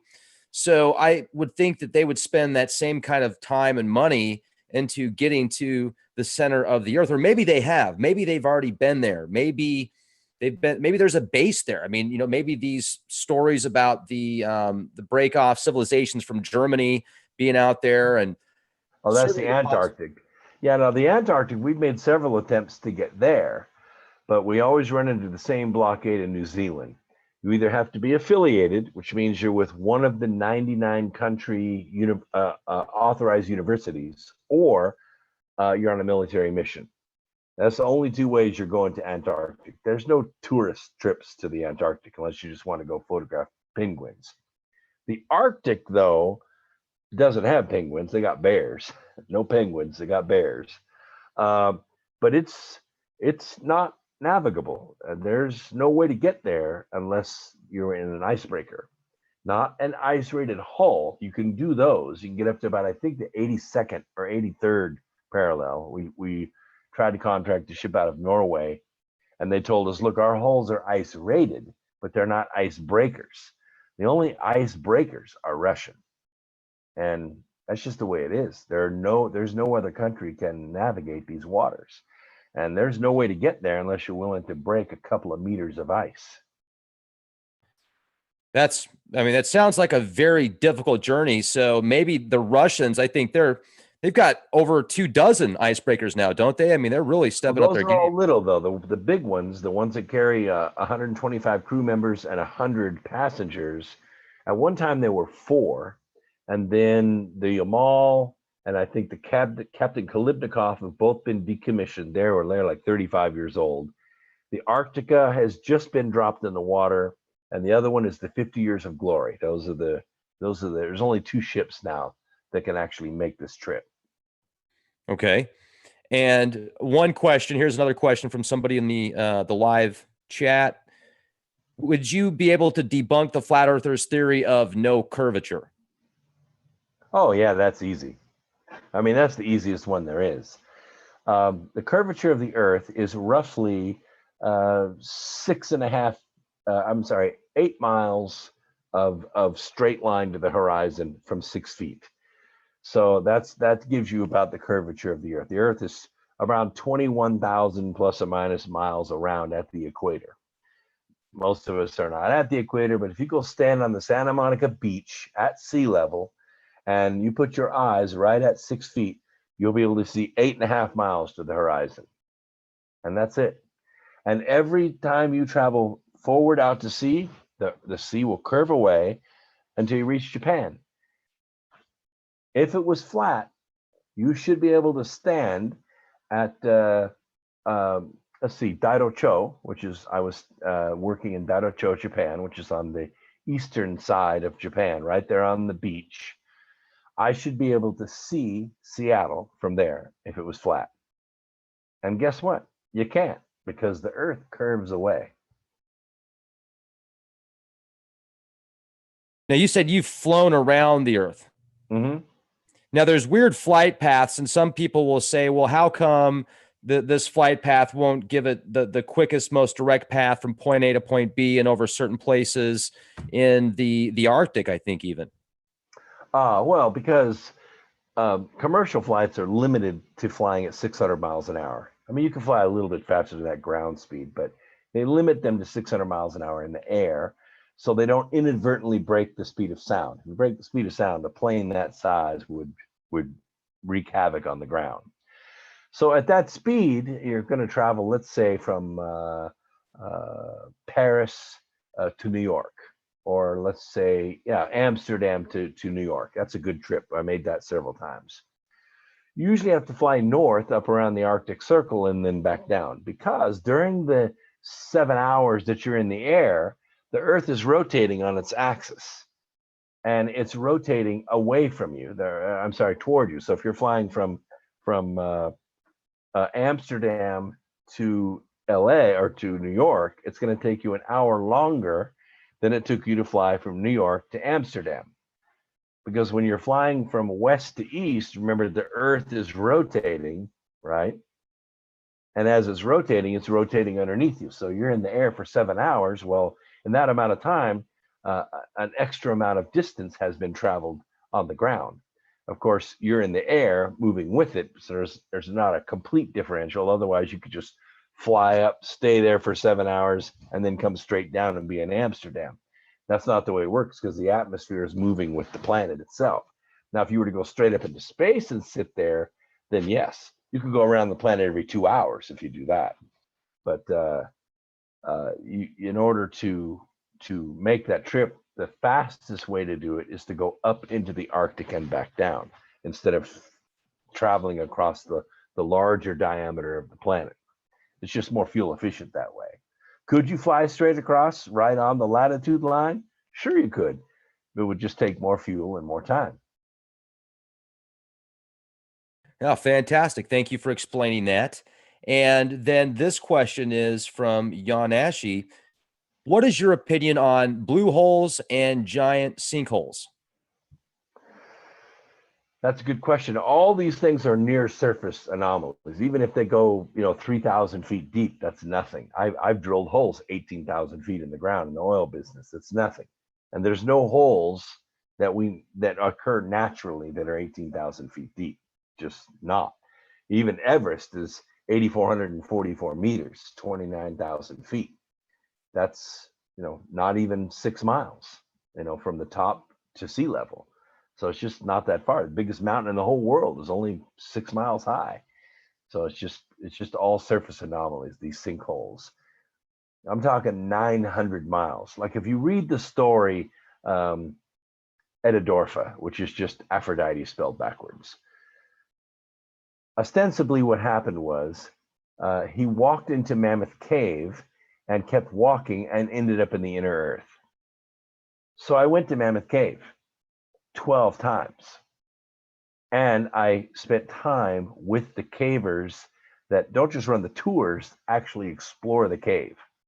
The deepest place that's ever been accessed in Mammoth Cave is 360 feet. Not very deep. So I thought to myself, well, okay, what if, when he wrote this book, there was some opening that was open, that you could walk through. And let's say, pretty steep, but let's say it was a 45-degree decline. 45 degrees will make your thighs feel like they're going to explode in an hour. 45 degrees is a heck of a decline. But let's just say it's 45 degrees. Do you realize that you have to walk for 6 months to reach the inner earth? Nonstop. First of all, he didn't have 6 months supply of water or food and no light. A torch isn't going to last 6 months. You would waste away and die. In 3 days, you'd be dead. At a 45-degree angle, it would take 6 months at walking speed to get from the surface to the inner earth. Not possible. Not possible.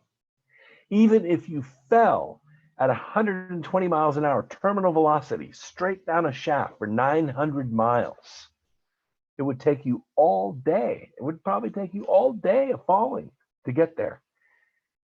Just not possible. Not from that point on the planet.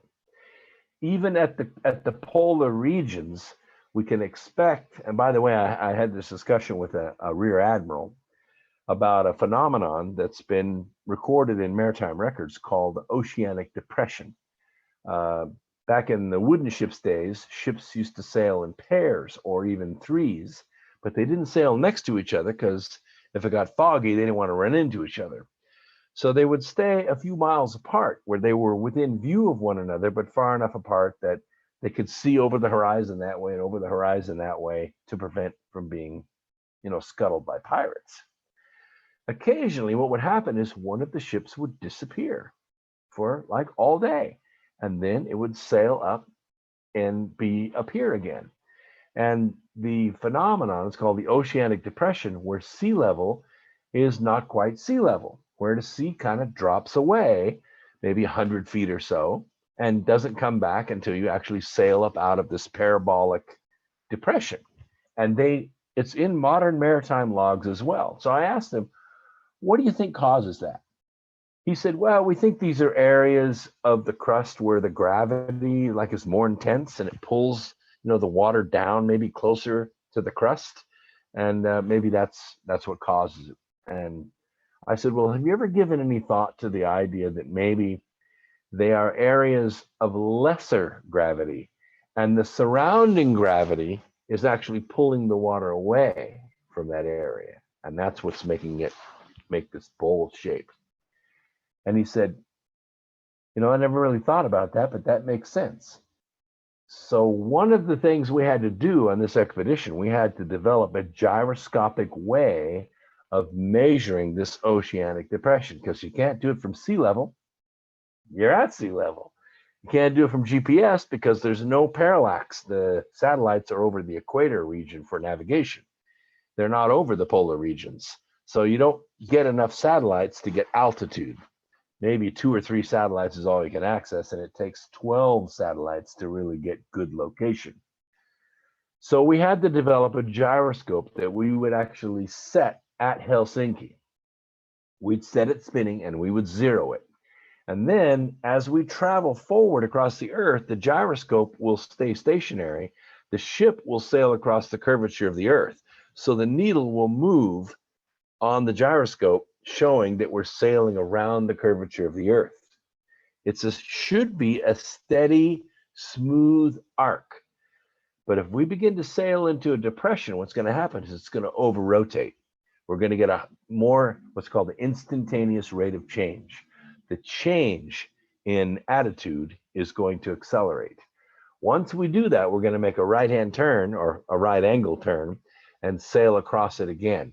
And then another one and sail across it again, and another one and sail across it again.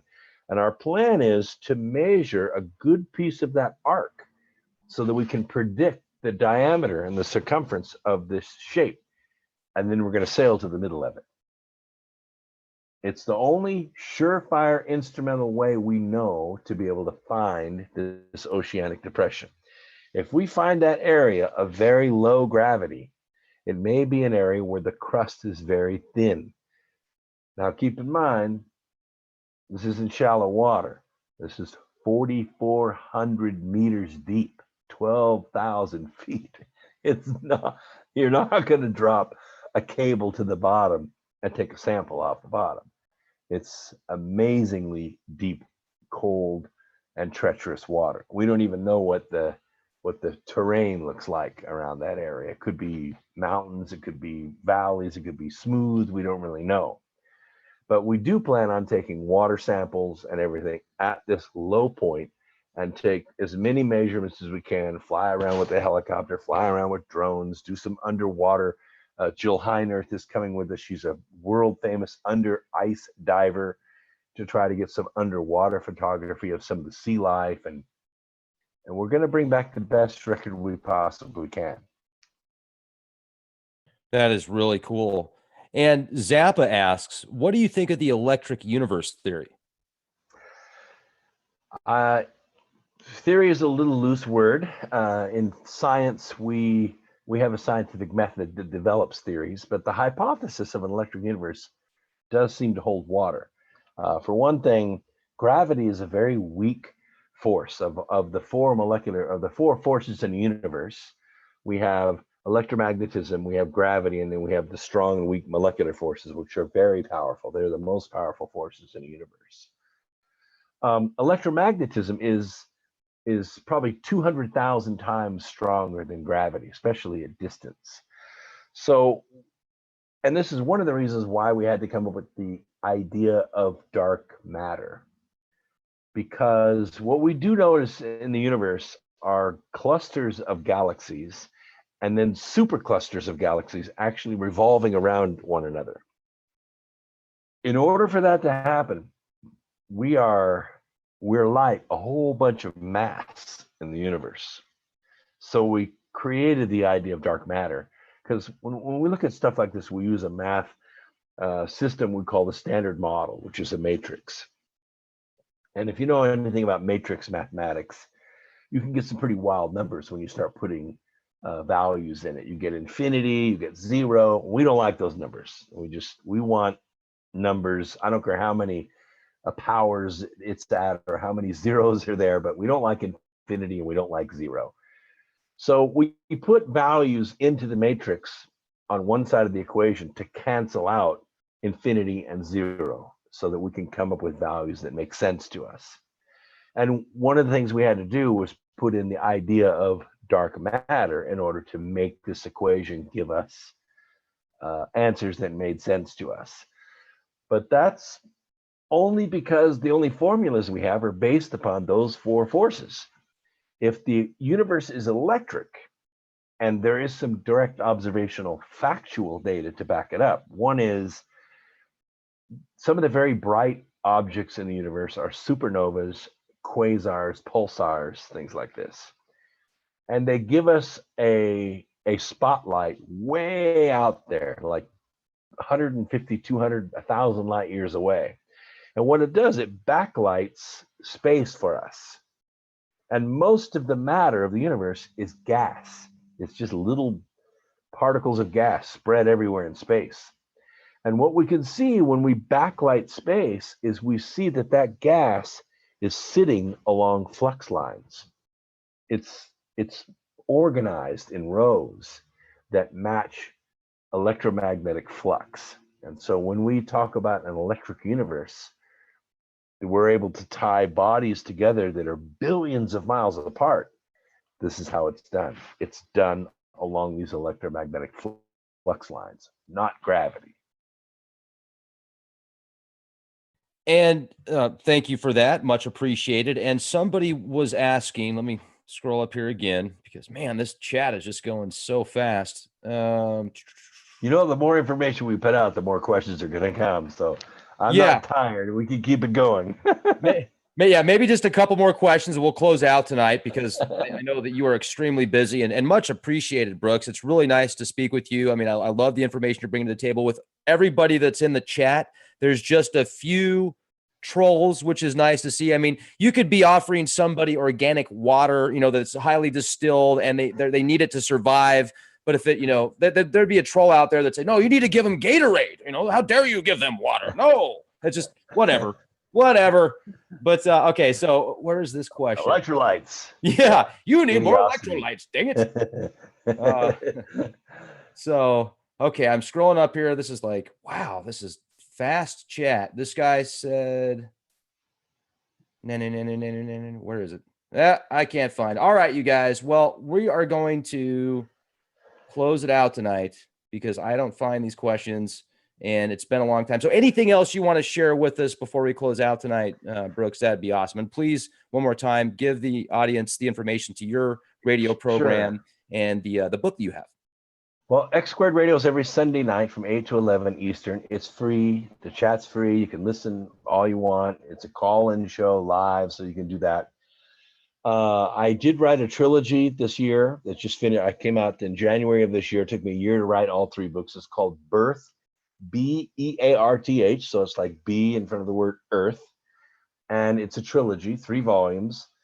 You can get them on Amazon or Barnes & Noble or Kindle or Nook.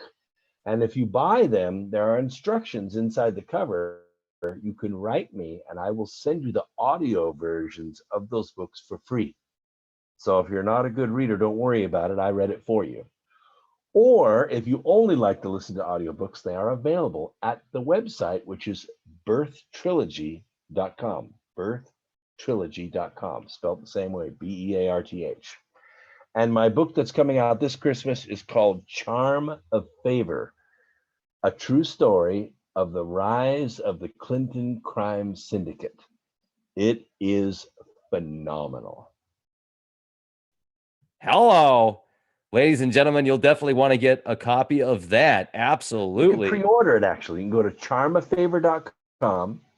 Charmoffavor.com. You can pre-order the book. You will get it autographed from me. I will send it to you, free shipping. But that I'm going to close out the pre-orders in about 2 weeks. So if you're going to pre-order it, do it now. In about 4 weeks, it's going to go live on the presses, and I'm going to start shipping them. Well, thank goodness Hillary loves us so much. I mean, thank goodness. Well, it's nice being able to follow public people that their whole lives have been out there for everyone to see. But we've seen it kind of in spits and starts. What I'm good at is stitching all this together in time. And once you do that, you start putting it all together in time, you say to yourself, oh my gosh, this is the greediest, most powerful criminal syndicate the world has ever known. We have two people that have amassed a personal wealth of $250 million in 12 years. That's a lot of money. Yeah, that's big bucks. Absolutely. And this was the question I was looking for here, real quick. This is just from Think. They're wondering earlier, you were referring to God in regards to the Nephilim. And who would that be to you? Well, these Nephilim are from another creation. We don't know what that creation was or how long ago it was, but we do know that angels were set on the earth to watch over mankind. They had orders, but these 200 fell from that mission. They're called fallen angels, and they are basically left here on earth. I assume that they are immortal beings because they were here on the earth before the flood, and they were here on the earth after the flood. And I don't believe they ever left. I just think they went underground and they've been working with the globalists to try to capture the race of mankind. They are enemies of God. I mean, even Jesus had enemies, okay? There are bad people out there.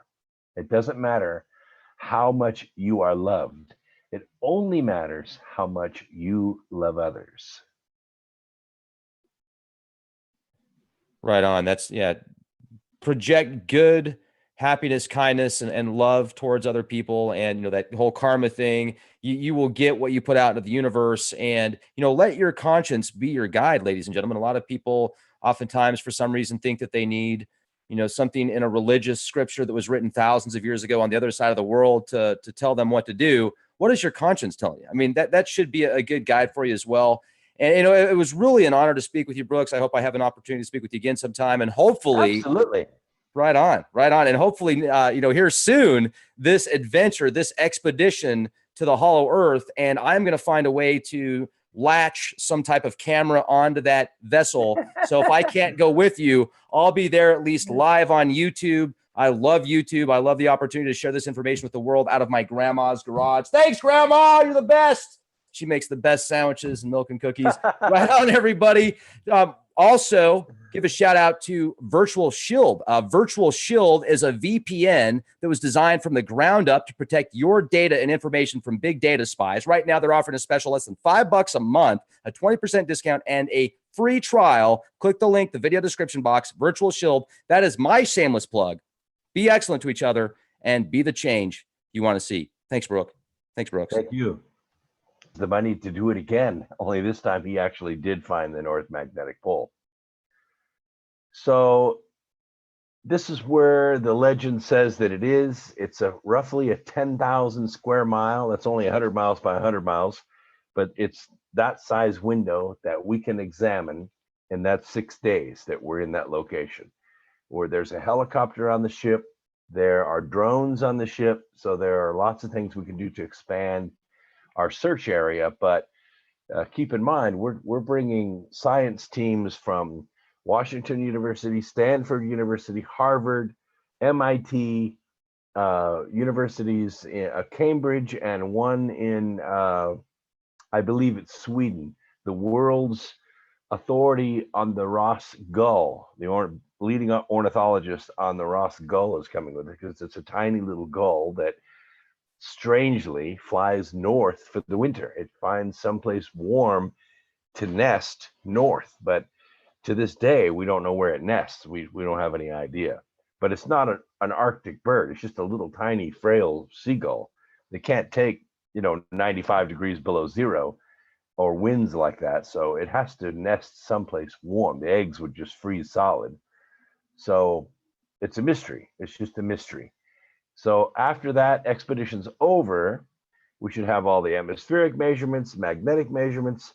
If there is an opening in the crust that is mixing the two oceans, one on the inside of the Earth, one on the outside of the Earth, then the salinity should be different. The microscopic sea life should be different. Lots of chemical changes because the ocean on the inside of the Earth is exposed to a completely different environment than ours. And we should be able to verify that because the concentrations of it will be fairly high. Now, I have looked at almost 40,000 images from satellites of this area.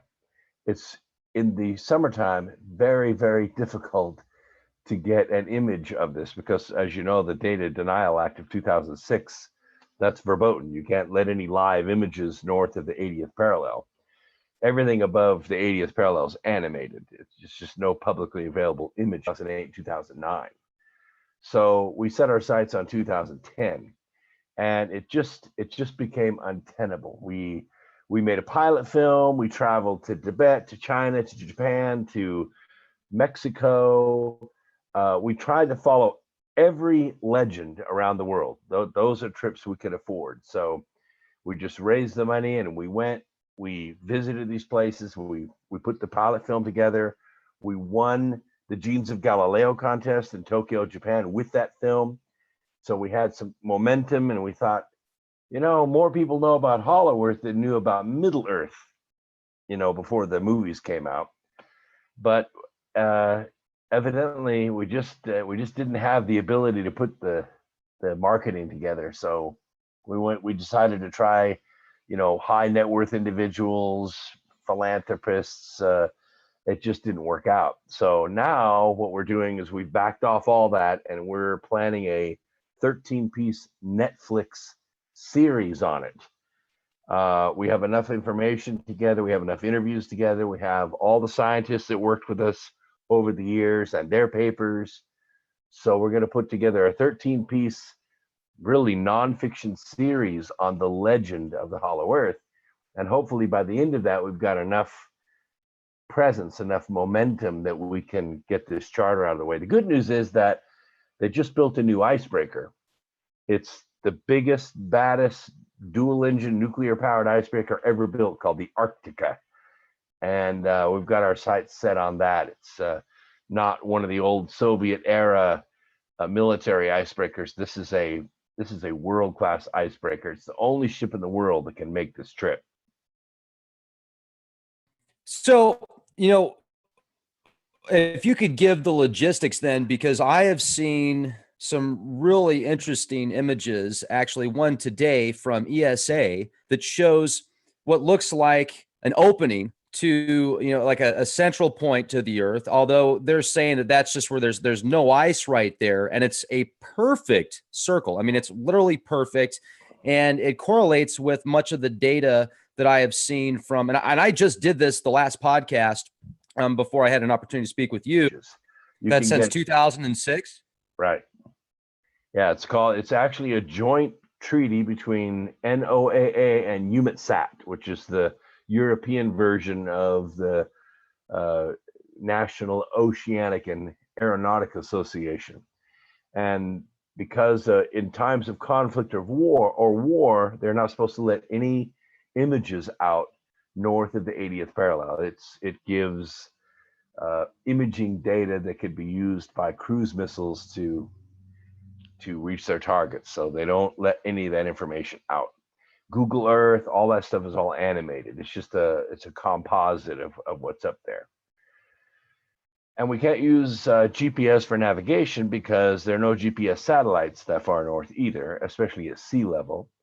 So we have to, use stars and use tracking systems that only the Russians have set up.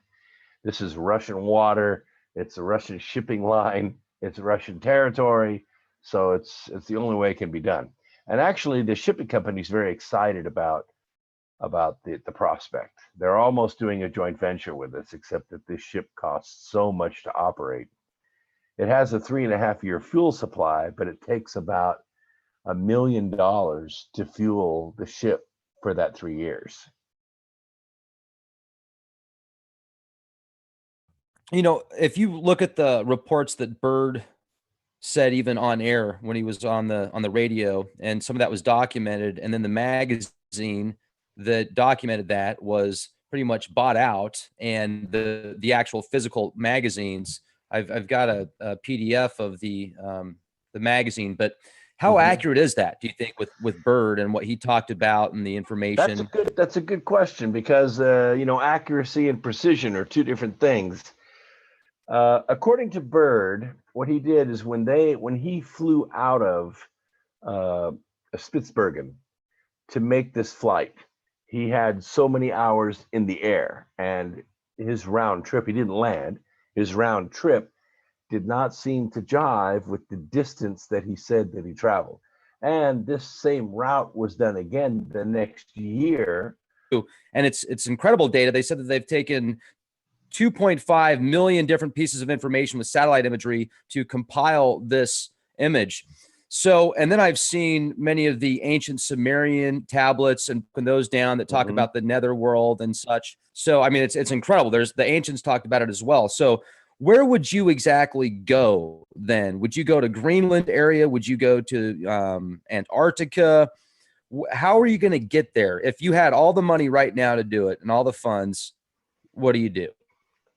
The plan is to leave out of St. Petersburg. We'd leave out of a city called Murmansk, which is a shipping uh, uh, city on the north coast of Russia. We would then sail to Helsinki, Finland, which is where the last Hollow Earth expedition, or shall I say, Arctic expedition, launched from Admiral Byrds. And then we would leave Helsinki. We would go out for 14 days. So the first 4.5 days, we'd be in ocean. So it can be up to 12-story seas. I mean, 12 stories high, like 144 feet high is the swells. It's the roughest ocean in the world. Once we get through that, then we get into the areas where there are a lot of icebergs and then ice flow. Now we're going into summertime, so the ice is only a couple of meters thick, but then we have to break ice for about 4 days at 8 knots. That's not very fast, so you don't make much progress, but it's the only way to do it. So we have planned to go to 141 east, 86 north. That's only 4 degrees off of magnetic north, which, by the way, my ancestor, Sir James Ross, discovered in 1831. So it's kind of a return trip for my family line. And by the way, his first ship was completely destroyed because they didn't get out in time. The ice came together, froze around his ship, and crushed it. So they offloaded all the material onto the ice. They survived until spring, and a ship came and got them and sailed them home. And the crazy fool raised. Ladies and gentlemen, stand by, getting ready to go live with the legend, the man, the legend, the way of life, Dr. Brooks Agnew. This is awesome. He actually took a trip earlier to the Hollow Earth, and he was just a little bit late. So I had to take over, and it's going to be a lot more exciting now. We had an echo there for a second. It's going to be a lot more exciting now that I get to speak with Dr. Brooks Agnew. How the heck are you, man? It's great to have you on the show. Seriously, really excited to I'm talk to really you. good. I'm really good. But I wasn't in the Hollow Earth. I think I was at Taco Bell, but it's close. It's very It's a one and of the same sometimes. I've heard things about that place. Heard things. health So, food. I call it health food. if you were really there, that's funny because, Taco Bell is, anyway, whole other podcast. I've heard different names for that. But let's get into the Hollow Earth real quick because people are primed. They're ready to go. Back Sure. in 2011, I think it was, right? 2011 or 2012, you were actually going to set up an expedition to go there. You're gonna break your way in and something, but then something happened. So what Actually, it was happened? further Where than was it? that. We started setting the project up in the summer of 2006 for a launch in 2007. We had an expedition leader, and everything was good. Steve was a good expedition leader, had been on several exotic expeditions before, Curry. And strange thing happened in November of that year. He came down with this rapid onset brain cancer, and boom, he was gone. just like that. Like by October, he was out of there. So we pretty much said, well, that's it then. We're not going to do it. And so then the board got together and said, well, we have a question for you. I said, what? We want to nominate you as the new expedition leader. So what was I going to say? I said, well, okay, yeah, I'll give it a try. So 2007 was out, so we were going to do it for 2008. It takes a lot of time, a lot of planning to get the money together and get the team together. And as you know, we had a wonderfully booming economy in 2008. I don't mean like boom like it went up. I mean boom like it came apart. So there was no money to do a $3 million expedition in 2000.